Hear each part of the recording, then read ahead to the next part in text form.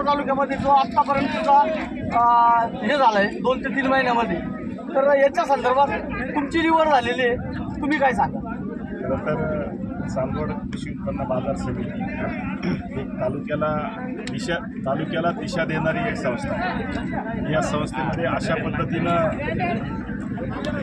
Chairman व्हावं लागतं हे खऱ्या अर्थानं मनामध्ये कुठंतरी एक आनंदही आहेच, थोडीशी खंतही आहे।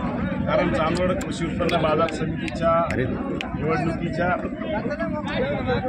इतिहासामध्ये पहिल्यांदा अशी वेळ खऱ्या अर्थानं या ठिकाणी आली आणि ही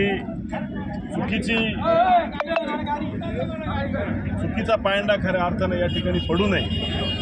भविष्यामध्येही प्रत्येकानं शब्द पाळावा, दिलेला शब्द पाळावा आणि तो पाळल्यानंतर खऱ्या अर्थानं आपण समाजाच्या किंवा जनतेच्या जे काही झालं असेल ते आता विषय आपण सोडून देऊया। या ठिकाणी माजी आमदार आदरणीय शिरीषभाऊ कोतवाल असतील, काँग्रेस पक्षाचे तालुका अध्यक्ष डॉक्टर सयाजीराव गायकवाड असतील, त्याचप्रमाणे या तालुक्याचे आमदार आदौ निंबाळकर असतील, या सर्वांनी खऱ्या अर्थानं मला त्याचप्रमाणे माझे सगळे मिळून मला या ठिकाणी या कृषी उत्पन्न बाजार समितीमध्ये काम करण्याची संधी दिली आणि वंदनीय शिवसेना प्रमुख श्रीमान बाळासाहेब ठाकरे, त्याचप्रमाणे पक्षाचे मार्गदर्शनाखाली आदरणीय पक्षाचे संपर्क नेते आदरणीय खासदार संजय राऊत साहेब लोकांनी मला खऱ्या अर्थानं कृषी उत्पन्न बाजार समितीच्या निवडणुकीमध्ये मतदान केलं, त्यांचेही मी आभार मानतो। कारण त्यांनी जर मला मत देऊ शकलो नसतो, दुसरी गोष्ट की माझ्यावर निगा असतील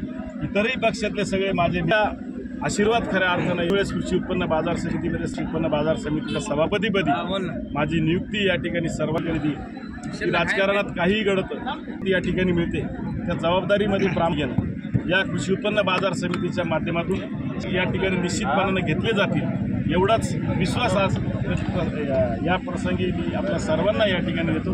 पुनश्च एकदा सर्व घटकांचे की ज्यांच्यामुळे मी आज इथपर्यंत आलोय त्या सर्वांचे मी या ठिकाणी आभार मानतो आणि थांबतो। जय हिंद, जय महाराष्ट्र। दादा, मागील काळात आपण सर्वसामान्यांच्या अतिशय उंबरठ्यापर्यंत पोहोचलात आणि आपण पण एक शेतकरी कुटुंबातील आहात।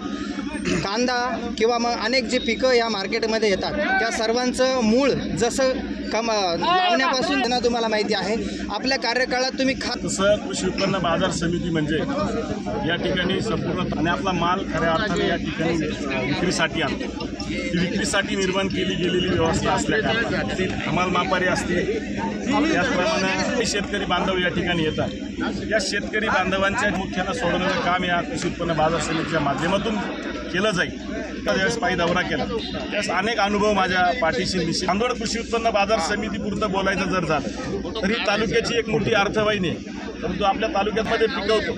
परंतु जर आपण तालुक्याच्या सगळ्या भागाचा जर विचार केला तर प्रत्येक जवळच्या कृषी उत्पन्न बाजार समितीमध्ये त्या ठिकाणी जातात. इंद्राळी भुई हा परिसर पिंपळगाव कृषी